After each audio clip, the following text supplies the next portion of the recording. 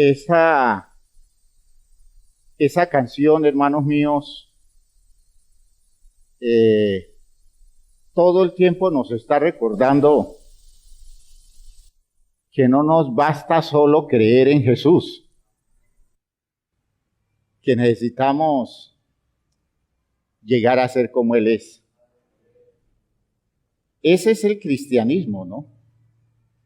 El cristianismo es desarrollar una vida a la altura de la de Cristo Jesús. Y para nosotros, hermanos míos, es un trabajo como lo fue para Él, una disciplina, una demanda que le exigió espíritu de sacrificio y le exigió humillación. ¿Ya? Dice el texto que por lo que padeció, aprendió. Fíjense ustedes que es cosa que se tiene que aprender. Aprendió la obediencia. Y habiendo sido perfeccionado, se convirtió o vino a ser autor de la salvación de los que le obedecen. Hermanos míos, el cristianismo es eso. Y espero que en esto que cantamos ahora hallemos la inspiración para hacer la oración en la que nosotros le pidamos a Dios que nos dé la disposición de ánimo, la disposición de nuestra voluntad y la sabiduría para transformarnos a la altura de Cristo Jesús. De Él vamos a hablar hoy y espero que lo que hoy digamos nos motive a superarnos con todos los recursos de Dios. Oremos en ese sentido. Padre eterno, gracias por esa provisión que nos das, por este tiempo especial de nuestro culto en el que te estás expresando de manera maravillosa en medio nuestro. Estás afectando las vidas de mis hermanos y estás llegando a áreas de sensibilidad especial en la vida de cada uno. En el nombre de Jesucristo, Señor, te presento la necesidad de cada persona presente en esta reunión, los aquí en el lugar en donde estamos y los que están vinculados al programa a la distancia. Oh Dios mío, gracias porque yo sé que en cada uno estás obrando tú y estás perfeccionando tu salvación maravillosa en la vida de cada uno. En el nombre de Jesucristo, te agradezco tu manifestación y tu amor, Señor, dirigiendo nuestras vidas y perfeccionando el conocimiento de la verdad que estás abriendo ante nosotros. Padre Santo, ayúdanos a ser como Cristo Jesús. En el nombre de Jesús, amén. Amén. Bien, mis hermanos, siéntense, por favor. Gracias a Dios porque aún Jesús es vigente, ¿no? ¿Ya? Jesús es una realidad humana que no permite que Dios sea desmentido. ¿Sí me están oyendo lo que digo? Es una realidad humana que no permite que Dios sea desmentido. Y eso es muy importante, hermanos míos, porque sobre eso se fundamenta nuestra práctica existencial. Jesús fue un hombre con una disposición de trabajo especial sobre su vida.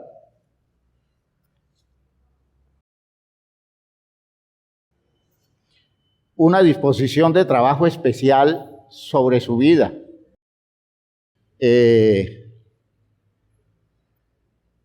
Un hombre que se trabajó la vida. A veces yo percibo que la gente cree que llegar a los lugares donde grandes hombres llegan, el caso particular de hombres de Dios, hombres como Moisés, hombres como Elías, hombres como, hombres de envergadura enorme en su estructura espiritual, como Jeremías, hombres como Amós. Amós era un campesino y llegó muy lejos. Su mensaje aún se escucha en el mundo entero, el mensaje de un campesino llamado Amós. Hombres como el apóstol Pablo, hombres como el apóstol Pedro, como Jesús.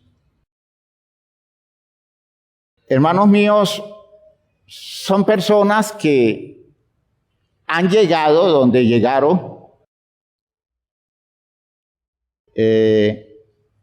a través del sacrificio, a través de el trabajo serio y disciplinado sobre sus vidas y entendiendo, gracias hermano, entendiendo que hacer la voluntad de Dios exige sacrificio. Que nadie hace la voluntad de Dios y llega lejos, espiritualmente hablando, moralmente hablando, sin disposición para imponerse cosas que están más allá de su vida regular. ¿Ve? Más allá de su vida regular. La iglesia no contaría con hombres y mujeres que a lo largo de los siglos han mantenido una disposición de claridad, han liderado el programa de Dios a través de las épocas. Si esas personas no hubieran estado dispuestas al sacrificio, al esfuerzo, a la disciplina extrema, a las renuncias, en términos prácticos, si no hubieran estado dispuestas a la humillación, pero no la humillación que los otros le hicieran, sino a la autohumillación. Acomodar la vida al propósito de Dios obliga a un ser humano a bajarse de cualquier pretensión, a ponerse en términos de doblegarse ante cualquier insinuación de su ego que le esté reclamando a la persona el obtener méritos y posiciones de logros en esta vida. ¿Ve? No hay otra forma. No hay otra forma. Quizás en el punto central, hermanos míos, de los fracasos espirituales está esa incapacidad de nosotros los seres humanos de aceptar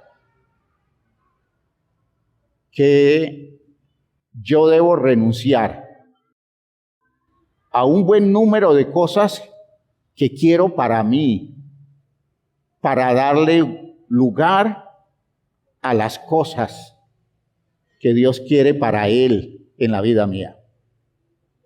Y entonces va apareciendo el hombre de Dios, va apareciendo la mujer de Dios, va apareciendo el líder, la líder espiritual, va apareciendo el ministro, término que dignifica la disposición de servidumbre que tiene esa persona para ir bajando. ¿Sí? Es eso. Llegar a estar al frente del pueblo de Dios no es el resultado de logros. Llegar a estar al frente de una empresa es el resultado de logros. Si usted llega a ser gerente de una empresa, si usted llega a ser el presidente de una corporación, son logros que usted obtiene, son méritos que usted va alcanzando mediante conquistas. Hermano, llegar a estar al frente del pueblo de Dios es el resultado de renuncias. Siempre es el resultado de renuncias. Y cuando yo me niego a eso, porque considero que yo ya no tengo por qué soltar más, no tengo por qué bajar más, hasta allí llegan mis posibilidades en el servicio a Dios.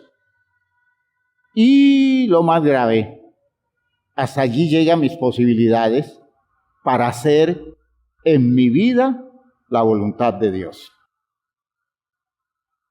Piensen ustedes, hasta allí llega. Esa expresión muy nuestra, ¿no?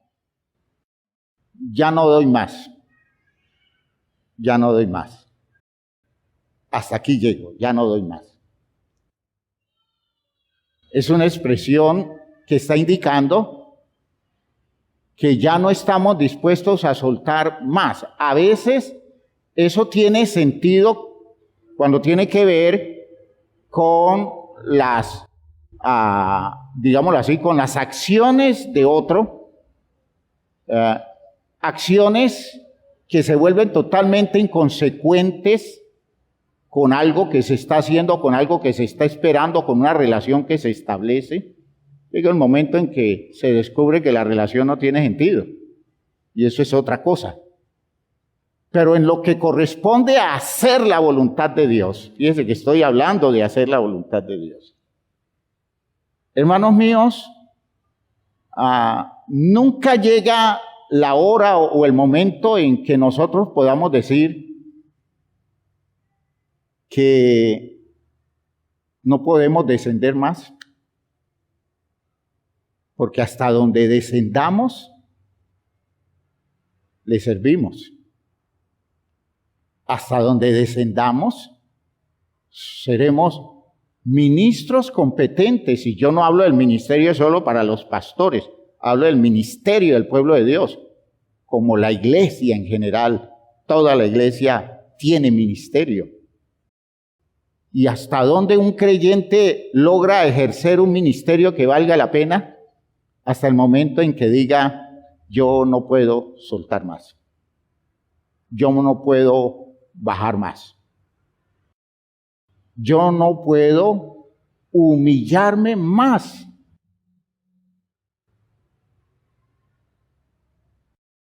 La capacidad que tengamos de hacer ese movimiento en el cumplimiento del propósito de Dios, esa capacidad se define como humildad. ¿Ya? Humildad. Humildad, entonces, es una capacidad. Humildad es una habilidad.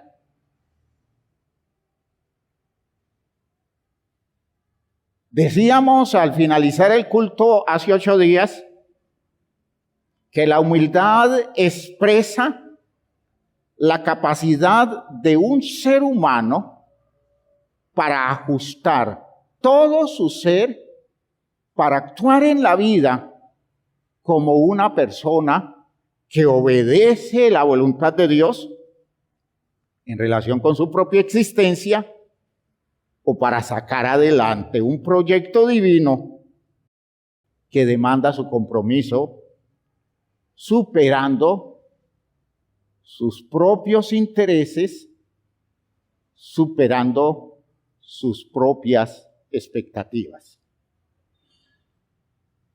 Cada vez que usted se enfrenta al cumplimiento de la voluntad de Dios en un campo cualquiera de su vida, cada vez que usted lo hace, hermanos míos, está usted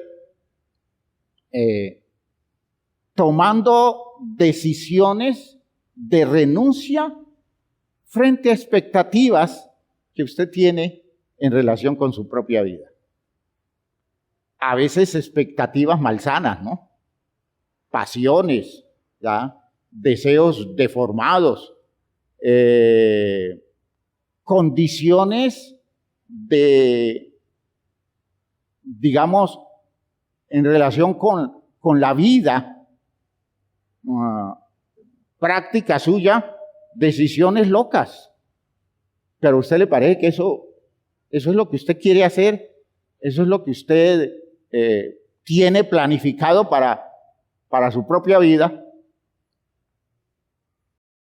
Y cuando usted decide hacer la voluntad de Dios, lo primero que le demandan es renunciar a eso.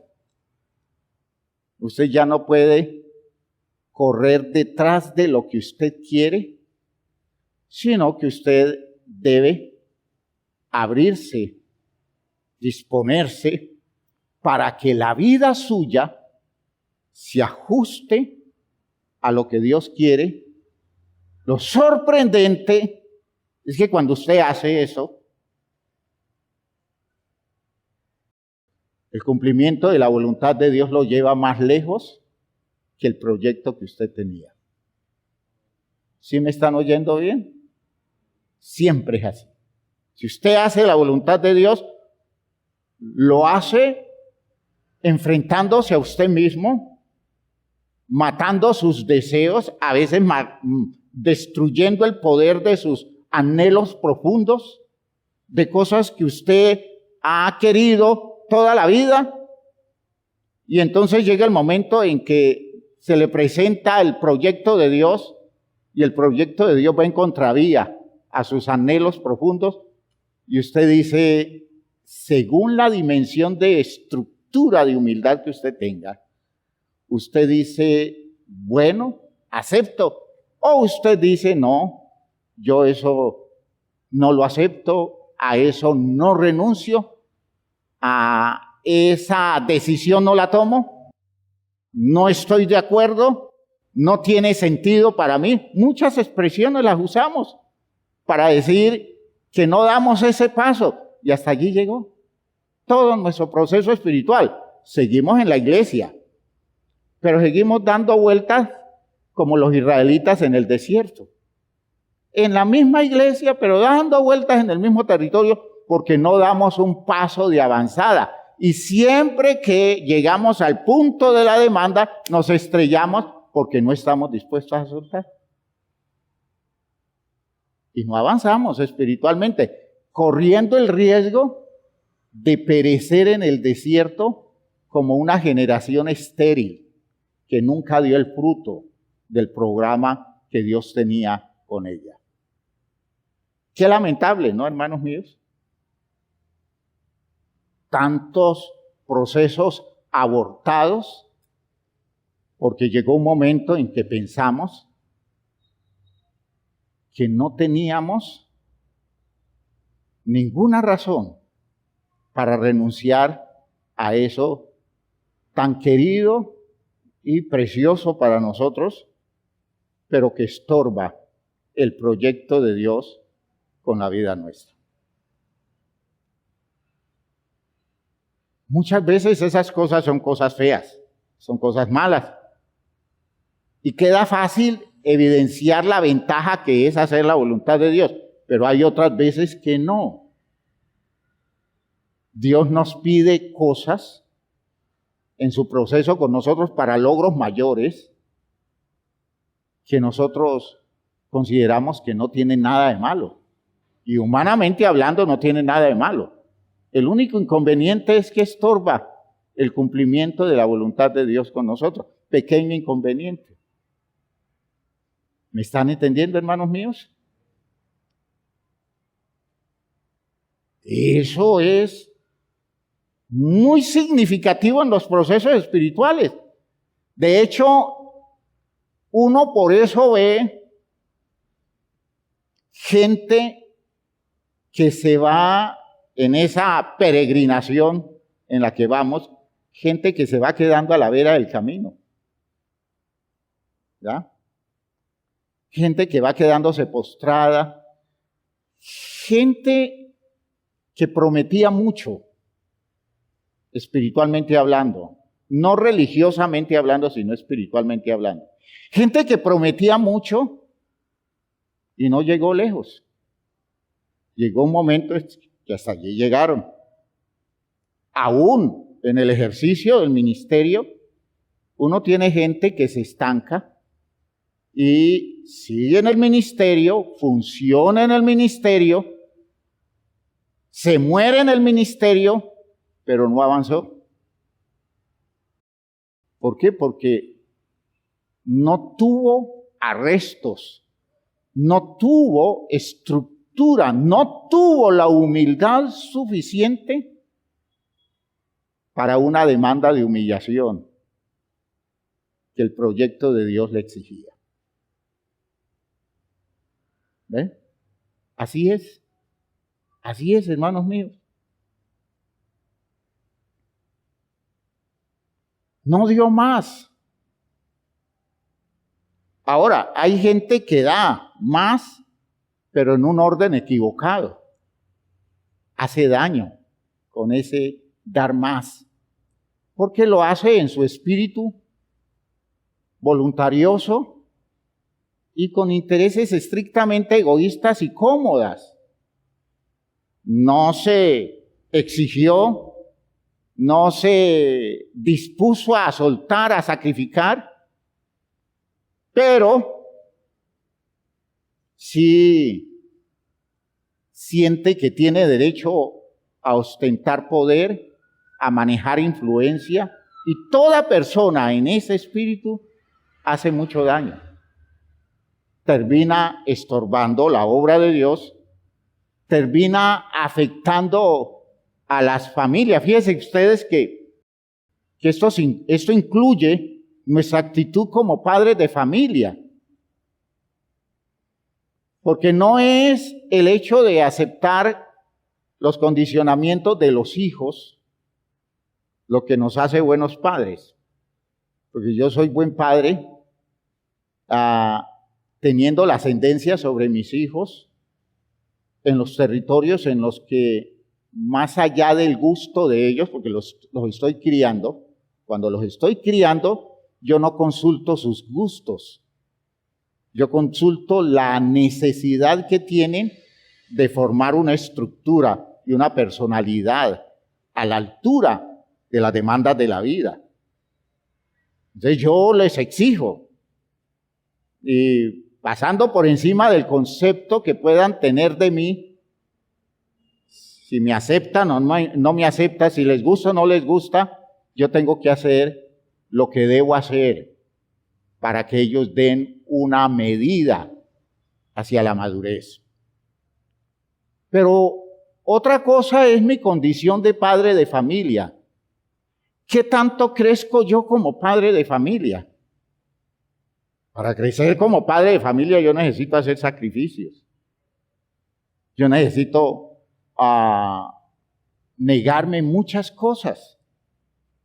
De hecho, hay padres de familia que se quedaron estancados y por eso malograron las posibilidades de una buena crianza para los hijos, porque no estuvieron dispuestos a una renuncia que la vida les exigió. ¿Para qué? Para que en su renuncia ellos pudieran, construir un territorio de posibilidades positivo para sus hijos. No. Se encerraron en sus egoísmos. Se dedicaron a buscar las cosas en función de sus intereses y nunca estuvieron dispuestos a una renuncia, nunca estuvieron dispuestos a bajar, porque todo el tiempo quisieron estar arriba, arriba, arriba, y cuanto más querían subir, peor era su desempeño como padres. Papás y mamás que nunca desarrollaron una paterno-maternidad eficiente en la crianza porque nunca estuvieron dispuestos a soltar nada. ¿Ya? Con niños pequeños, una mujer diciendo, es que yo tengo derecho a mi vida. Imagínense ustedes, esa expresión que es válida humanamente hablando, pero en un programa de crianza, pues sucede que yo no tengo derecho a mi vida cuando tengo hijos, porque de por medio están ellos. ¿Me están oyendo, hermanos míos? Si yo no soy humilde, yo no doy esos pasos. Y entonces me dedico a darles el apoyo económico. No hago ningún sacrificio para darles un buen ejemplo. Por ejemplo, ¿sí? No renuncio a cosas para que ellos tengan en mí un buen modelo. Les doy un discurso, pero no les muestro mi vida.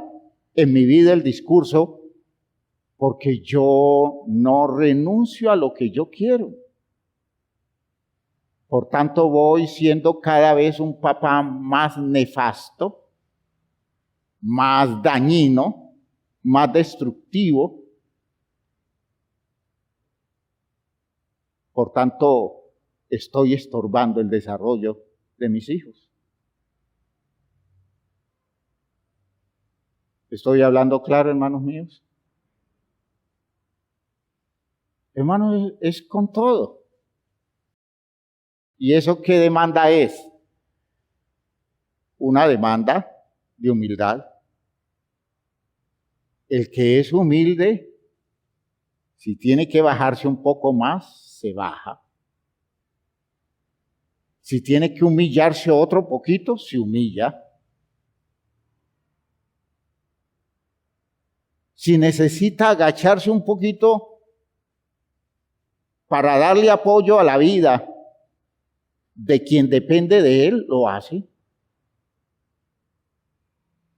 Y esa es la demanda de Dios. Sin humildad no se cumplen propósitos de Dios en este mundo. ¿Por qué?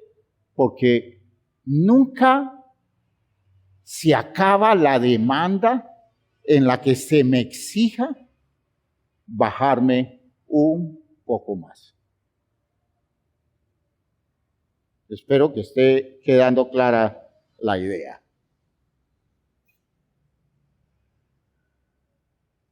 Esa es la idea del texto de Filipenses 2. ¿Sí? Esa es la idea del texto de Filipenses 2.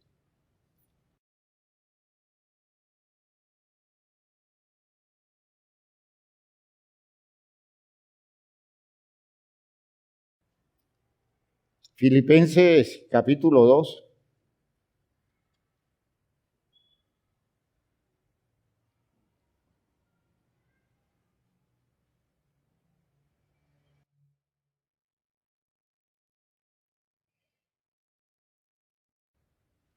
Después de decir el apóstol Pablo en el versículo 4, no mirando cada uno por lo suyo propio, oigan bien, no mirando cada uno por lo suyo propio, sino cada cual también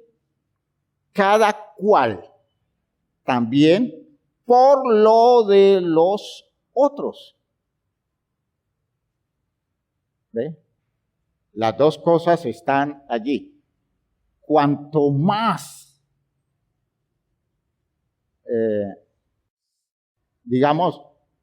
cuanto más ascendencia Dios le quiere dar, más debe pesar lo de los demás que lo suyo.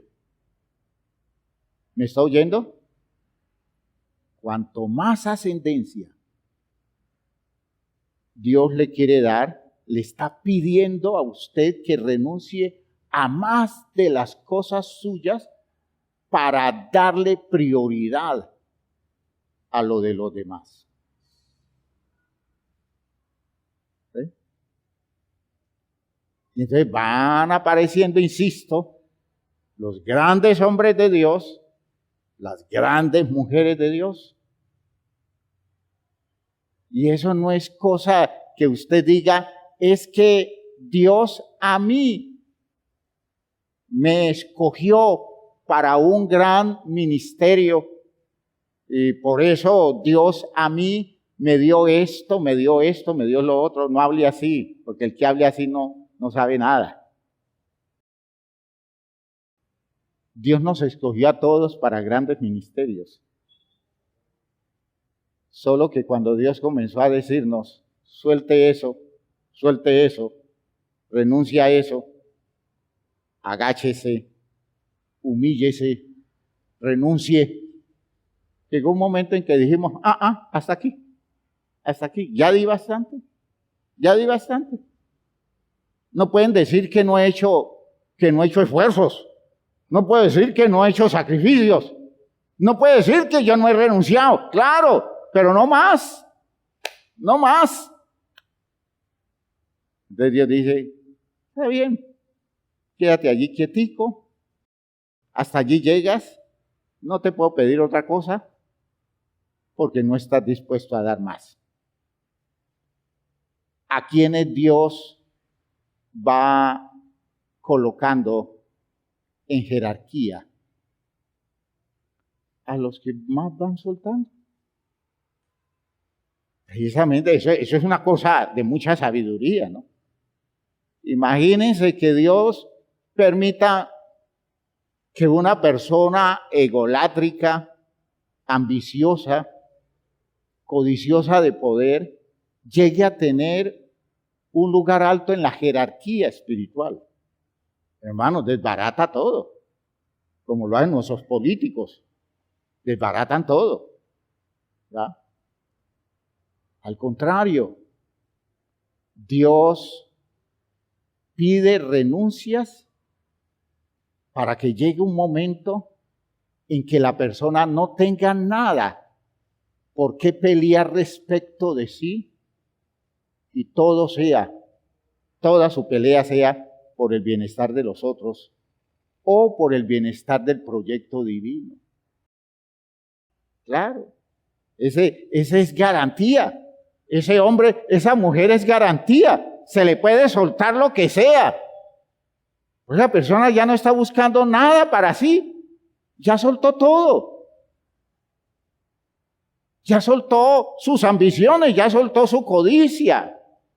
Ya se desprendió del poder de sus expectativas, del poder de sus intereses, de la fuerza de sus pasiones. Entonces, es una persona inocua, no va a hacer daño. Y por eso a esas personas Dios les suelta mucha autoridad y les suelta todo su poder. Porque sabe que esa persona, todo lo que haga es para la ayuda de los otros, no es para aprovecharse de los otros, no es para manosearle la vida a los otros.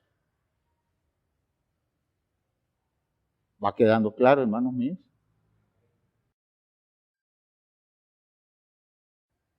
Eso es lo que muchas veces digo yo en personas que quieren casarse, ¿no?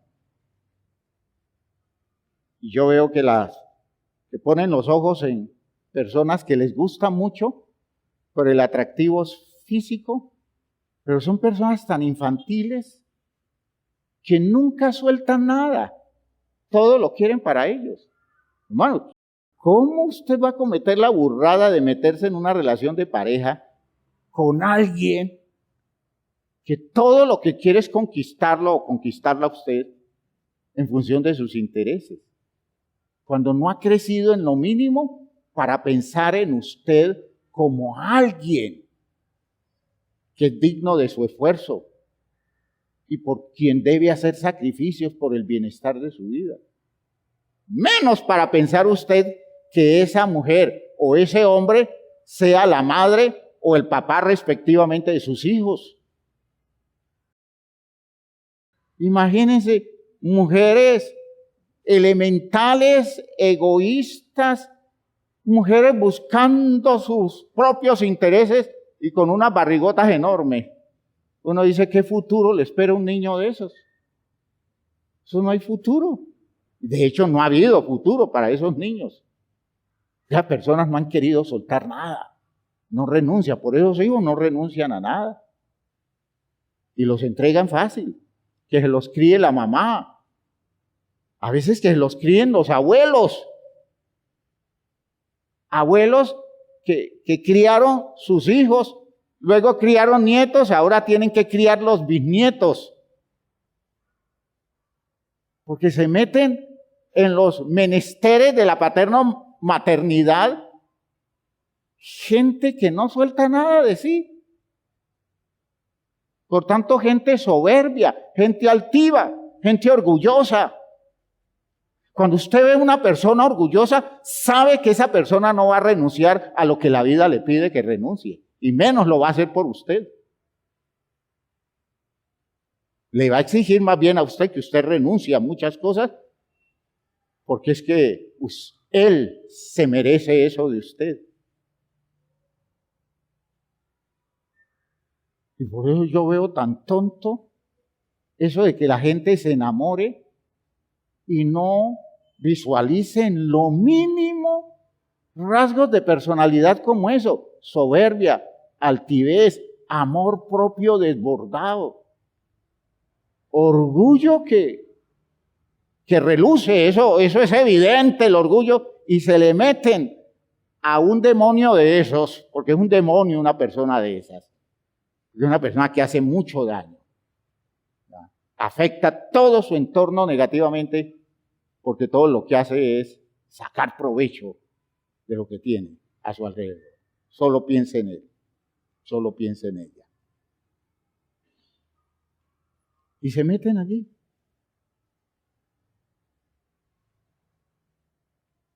¿Quedó claro, hermanos míos? Haya pues este mismo sentir que hubo también. Haya pues en vosotros este sentir que hubo también en Cristo Jesús. El término griego que tiene que ver con esa expresión sentir, que yo siempre tuve conflicto con ese término, que Jesús tuvo un sentir. Hermanos, uno con un sentir no sostiene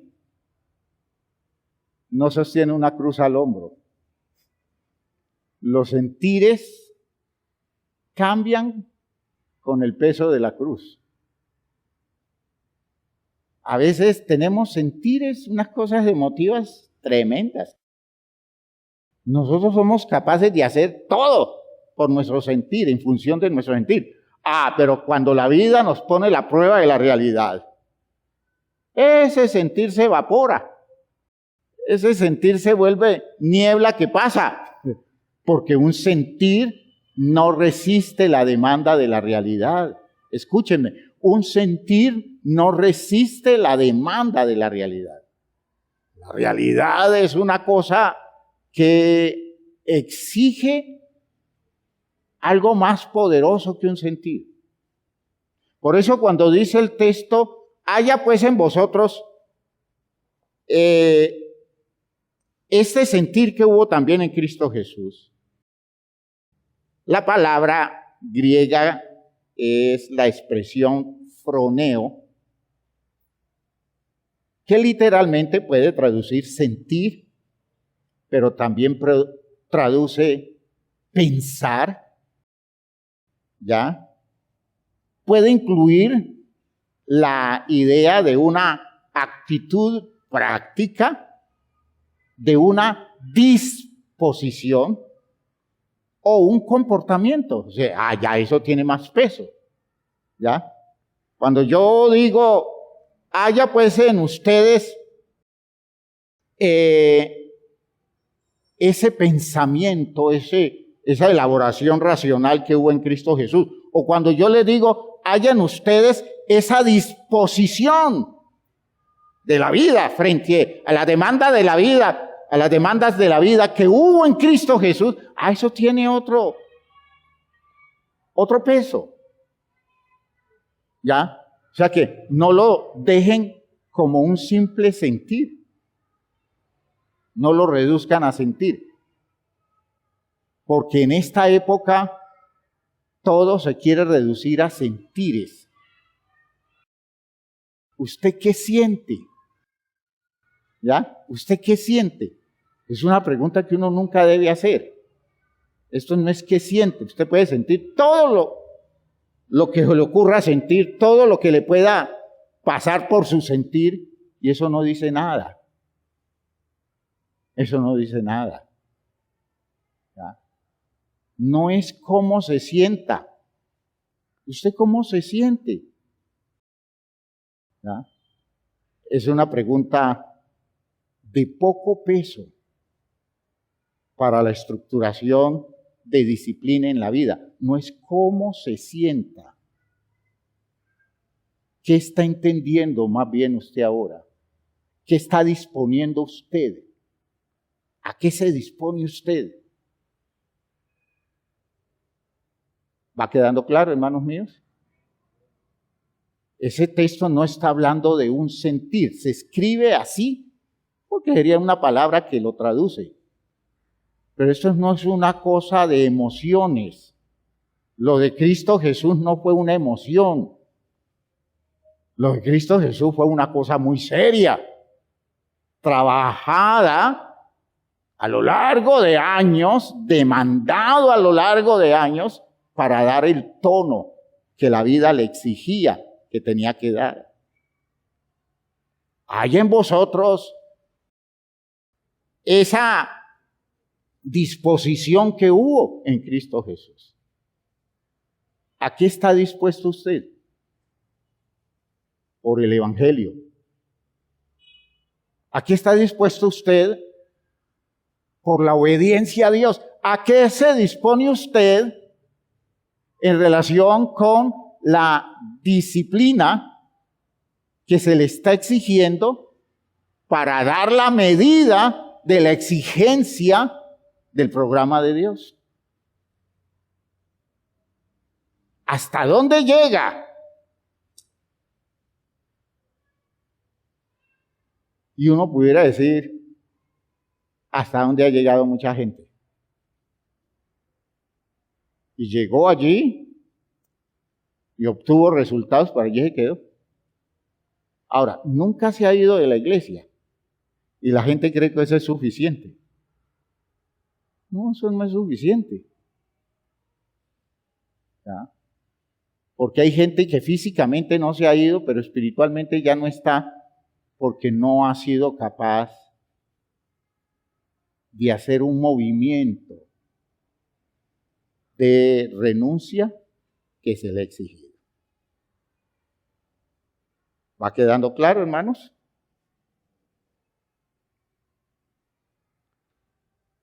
Se necesita humildad para tener la disposición que hubo en Cristo Jesús. Y es un trabajo que hay que hacer, construir en nosotros la humildad. Dice, el cual siendo en forma de Dios, no estimó el ser igual a Dios como cosa a que aferrarse. El término forma, morfé, ¿ya? Morfé en griego, está hablando de algo que tiene la apariencia o el aspecto de otro, ¿verdad? Mostrando la forma externa, o podría indicar la condición de otro, la imagen de.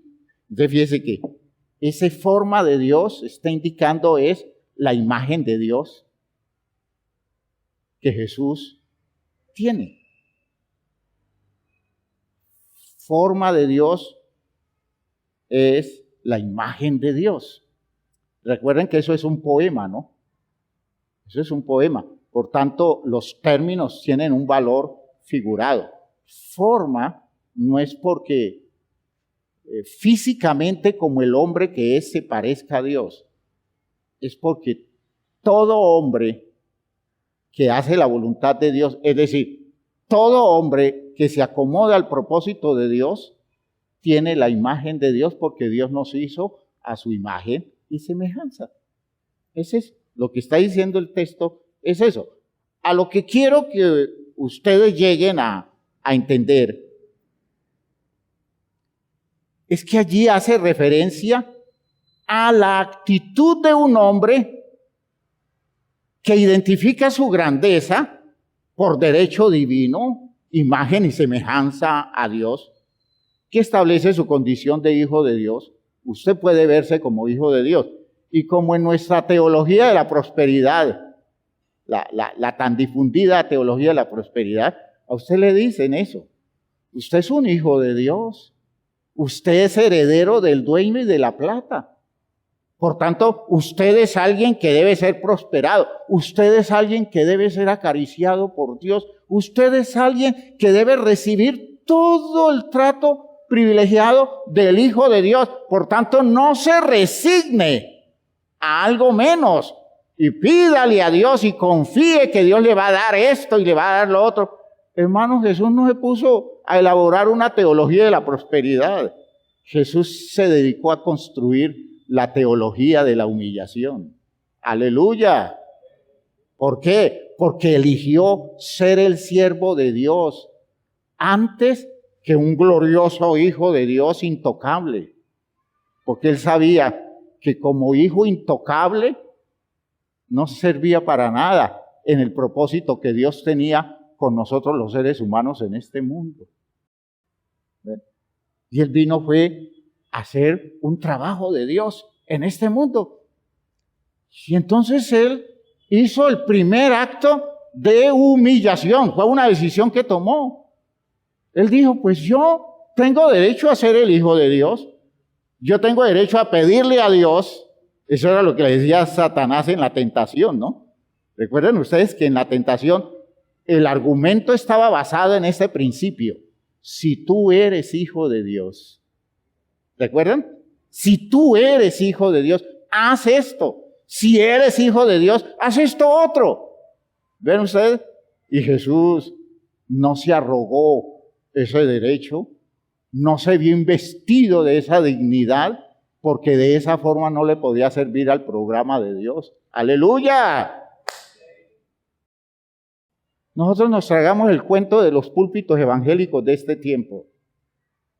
Usted es el Hijo de Dios. Usted es el intocable de Dios. Usted es la niña del ojo de Dios. ¿Han oído eso por ahí? Usted es la niña del ojo de Dios. Quien lo toque a usted, se mete con Dios. Y nos hemos creído el cuento, ¿no?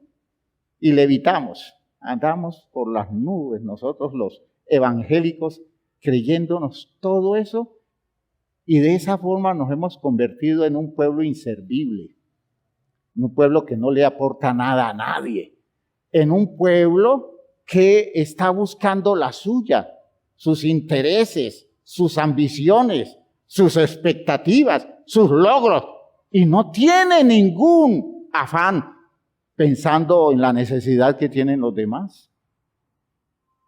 ¿Por qué? Porque para uno dedicarse a resolverle la necesidad a los demás, uno tiene que renunciar a muchas cosas suyas y uno tiene que bajarse. Jesús decidió no ser el Hijo de Dios del Salmo 2. ¿Ya? ¿Se han leído el Salmo 2, no es cierto? Jehová me ha dicho, mi hijo eres tú, yo te he engendrado hoy y pídeme y te daré por herencia las naciones y por posesión tuya los confines de la tierra. Aleluya. Jesús dijo, no, yo no quiero ser ese. Porque siendo ese no le sirvo a nada al proyecto de Dios. Jesús dijo, yo quiero ser aquel de quien se dice, ¿quién ha creído a nuestro anuncio? Y sobre quién se ha manifestado el brazo de Jehová.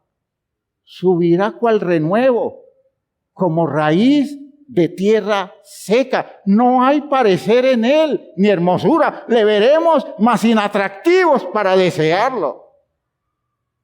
¿Sí? ¿Qué se dice de ese que prefirió ser Jesús?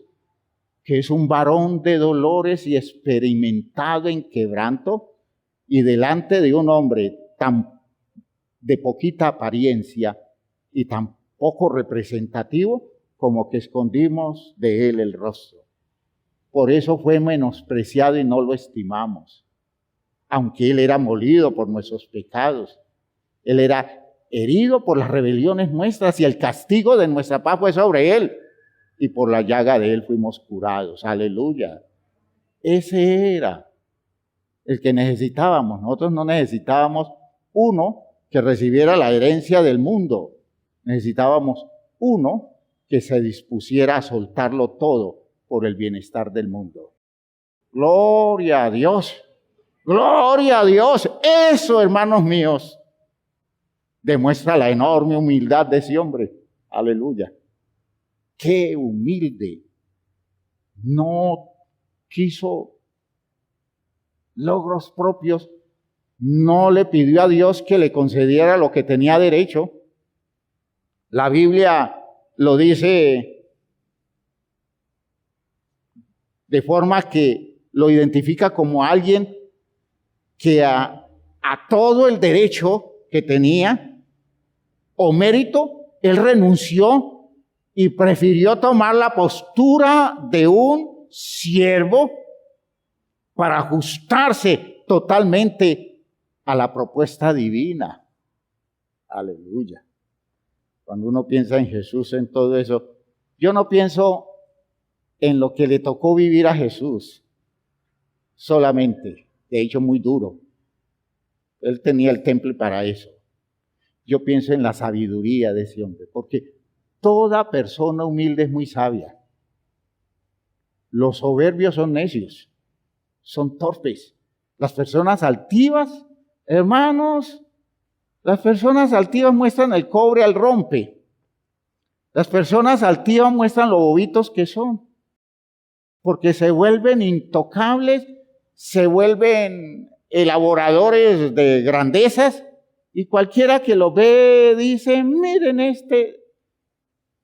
de las que se cree. El humilde no. Porque es que el humilde es muy sabio. El humilde está buscando propósitos más grandes que la simple grandeza humana en este mundo. Gloria a Dios, gloria a Dios. Yo aprecio todo el tiempo la humildad de hombres así, porque son muy sabios. ¿Cuántas cosas nos han regalado esos hombres? ¿Cuántas cosas nos han regalado esas mujeres en su humildad, llenando nuestra existencia de toda su sabiduría, de toda su disposición, de toda su entrega? Porque entienden muy bien la vida, porque interpretan correctamente los sucesos de la vida diaria. No se impresionan, no se ofuscan, no están todo el tiempo tratando de hacer demostraciones. Guardan sus energías para las cosas que la vida le demande, y por eso tienen un surtido abundante de potencialidades para dar la medida al propósito de Dios. La sabiduría de Jesús es extraordinaria. ¡Qué hombre tan genial! Así lo necesitábamos, ¿no? Teníamos una cantidad de locos, o los hemos tenido en la historia, una cantidad de locos que se arrogan poderes, méritos. Muchos de ellos quieren ser presidentes de la República ahora en la nueva elección que viene, ¿no? Se sienten poderosos para ser presidentes de Colombia. Se sienten grandes, se sienten importantes. Están buscando hacer la suya. Están buscando ser más grandes que los demás. De hecho, cada vez son más inútiles. Cada vez sirven menos.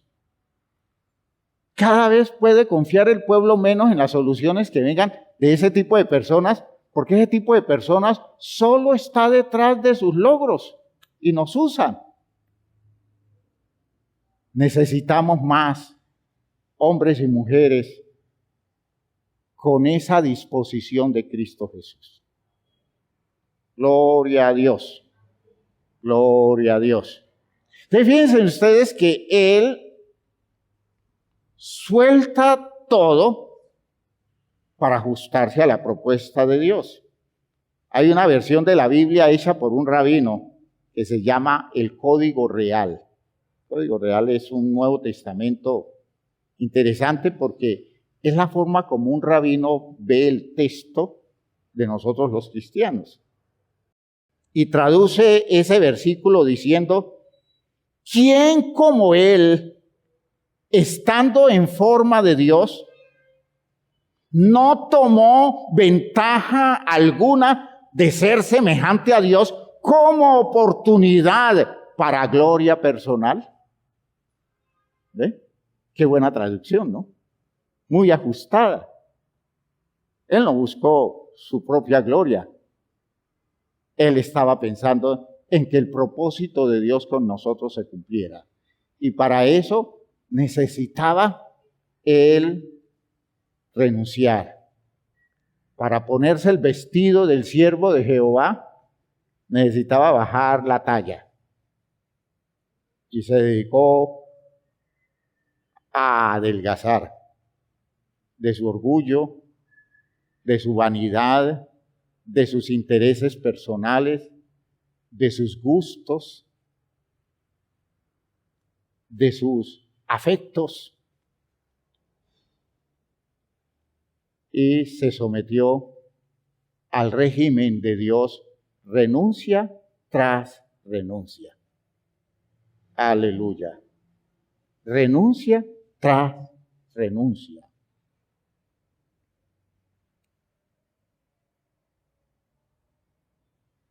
Otra versión dice, no consideró como presa ser igual a Dios.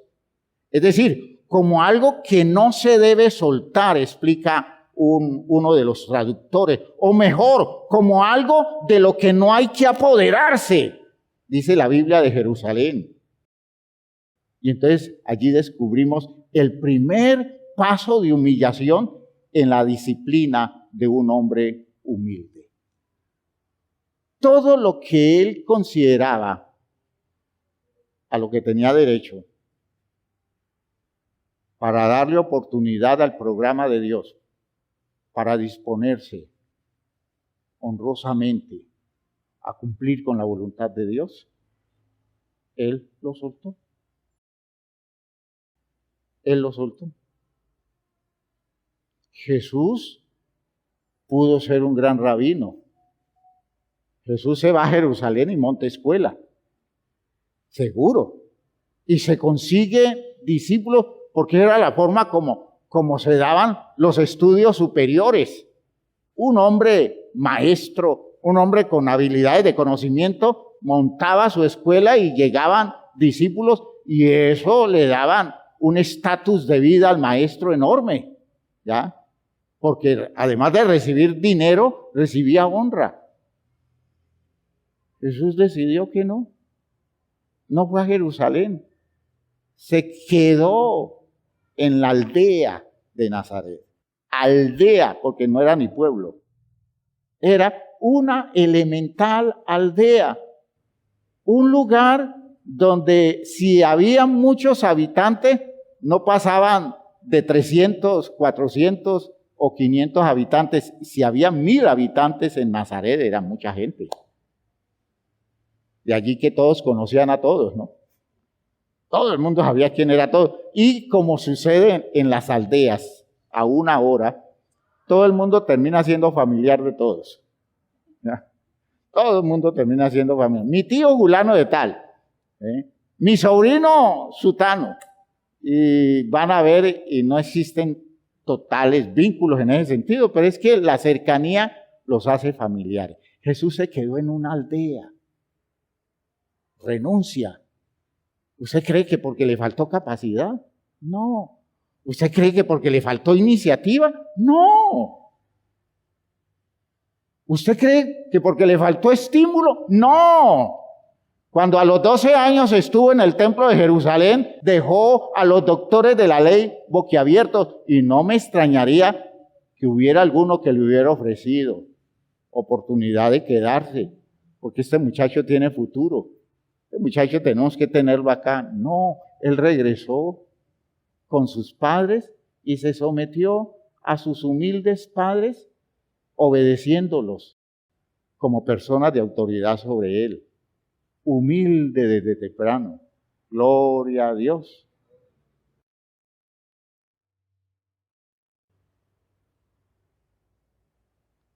Me da dolor ver tanta soberbia precoz en muchos de nuestros jóvenes, pero soberbios, altivos, convencidos, sintiéndose de otra clase, criticando todo, irreverentes, desconociendo el lugar de los demás, presumiendo que este mundo les pertenece, los demás somos aquí aparecidos, porque este mundo es de ellos y es para ellos y solo para ellos. Claro, tanto cuento cultural los ha dañado mucho, los ha convencido y los ha llenado de presunción. Por eso se volvieron estériles, cada día más estériles. ¿Ya? No le sirven a nadie, no le sirven a su familia, no le sirven a sus padres. Exigen, pero no sirven. Por todo se molestan, son intocables. hipersensibles. Se sienten traumatizados porque se les dice no. No entendiendo que la palabra no es más edificante que la palabra sí. No asimilan un no. Cuando en la escuela de la formación de la vida, un no es de enorme valor, pero no lo asimilan porque consideran que no es justo que le digan no, que no es justo que no les den lo que quieren ellos recibir, que no es justo que la vida sea tan dura para ellos, porque imagínense, apenas se comen 3 comidas al día, además de las 11. Y llegan a la casa y tienen todo el tiempo para dedicarse a su estudio. Pero es que en la casa les friegan la vida tanto cuando les dicen, por favor, saque la basura. ¡Qué manera de fregar la vida! Yo ya no me aguanto a mi mamá. Mi mamá cree que yo tengo todo el tiempo del mundo. Imagínense ustedes, por Dios. Y los viejos no hemos entendido que hay que darles la escuela de la humildad y hay que prepararlos para la humillación. Y deben renunciar a muchas cosas por el bien de todos. Porque las cosas no siempre se consiguen como uno quiere y nunca lo que le conviene a todos es precisamente lo que a mí me gusta. ¿Estoy hablando claro, hermanos míos? Haya pues esta forma de pensar, haya en vosotros esta forma de pensar que hubo también en Cristo Jesús. ¿Quedó claro? Dejemos allí. Pónganse de pie, por favor.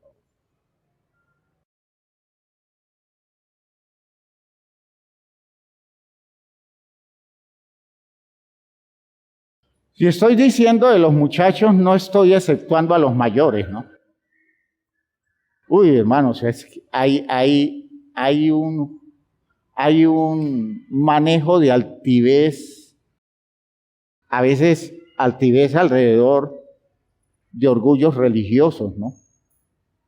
De pretensiones, altivez alrededor de logros materiales,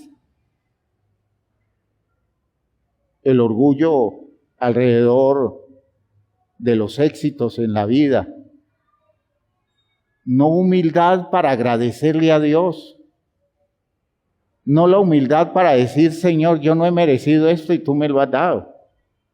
No, es que yo me lo gané, vea aquí, vea, esto, que lo que tengo, lo gané peleando duro.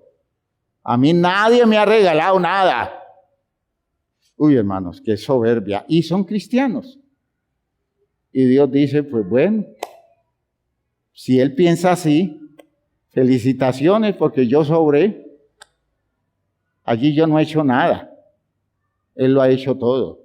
Ella lo ha hecho todo. Hermanos, que Dios tenga misericordia de nosotros. Antes que la vida nos dé el mazazo, que nos doblegue contra nuestra voluntad, contra nuestro gusto. Y vaya que la vida da duro. Y vaya que la vida es sin misericordia. Y vaya que el mundo es cruel. Pero Dios es bueno, misericordioso. Humíllense en la presencia de Él y Él los exaltará cuando sea el tiempo. Pero comencemos el ejercicio de bajar para ver si la voluntad de Dios se hace posible en nosotros. Padre eterno, gracias por esto que nos has dado, Señor. Por ese trabajo que estás desarrollando en nosotros y sé que lo quieres perfeccionar y sé que nos quieres dar la oportunidad de dar medida en esas dimensiones exigidas, en esas condiciones demandadas por el proyecto tuyo con la vida nuestra. Gracias, Padre Santo, por todas estas posibilidades que tenemos de entender tu programa y de ubicarnos frente a él, no en la búsqueda de lo nuestro, sino en el engrandecimiento de tu nombre, que es el objetivo supremo de nuestra existencia, para la gloria tuya. Padre Santo, necesitamos desarrollar la escuela de la humildad. Necesitamos ser trabajados en estas áreas para poder tener suficiente potencial para soltar lo que tú nos demandas, lo que tú nos exijas que soltemos. En el nombre glorioso de Jesucristo te agradezco entonces todas estas posibilidades maravillosas que nos das de poder ubicarnos válidamente en todo esto, Señor. En el nombre de Jesús el Señor. Gracias, Padre Santo. Amén. Amén. Amén. Hermanos míos, trabajo es lo que hay que hacer, ¿no?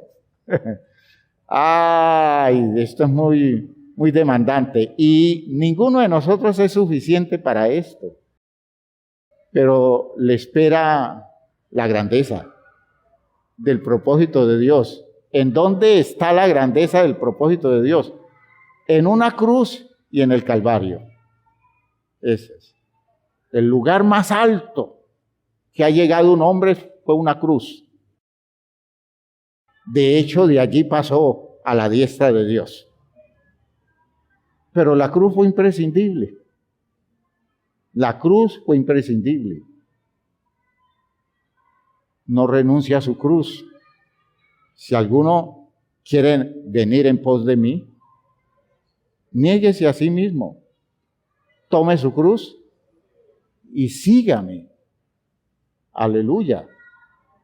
Entonces, a trabajarse eso, a buscar los recursos de Dios para todo esto.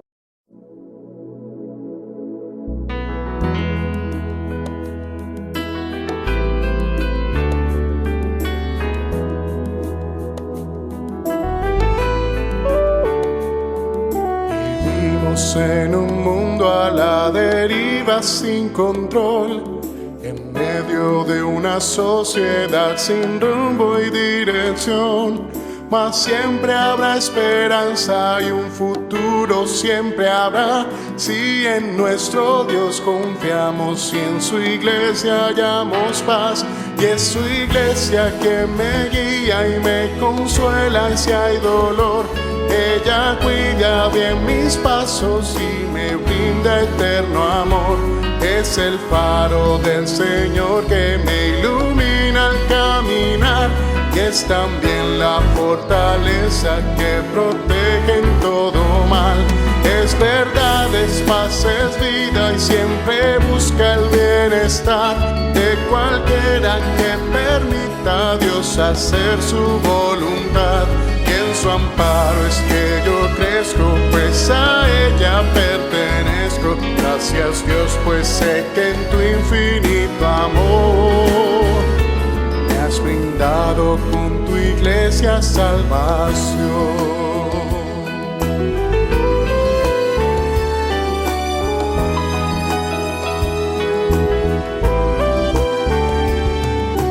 Bueno es entender lo que la iglesia puede hacer, cuando a través de ella Dios nos muestra su poder.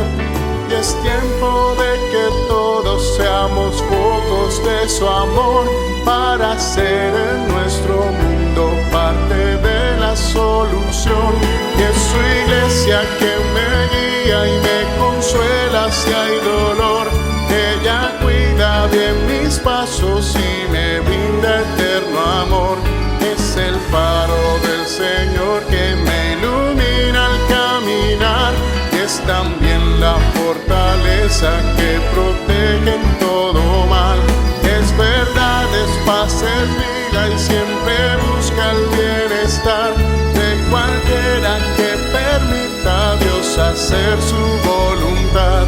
En su amparo es que yo crezco, pues a ella pertenezco. Gracias Dios, pues sé que en tu infinito amor me has brindado iglesia salvación.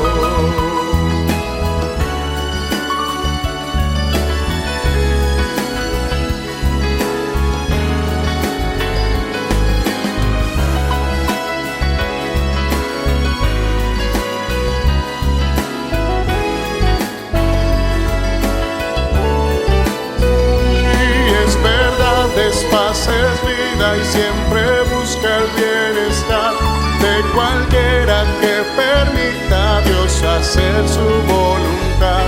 Y en su amparo es que yo crezco, pues a ella pertenezco. Gracias Dios, pues sé que en tu infinito amor me has brindado con tu iglesia salvación.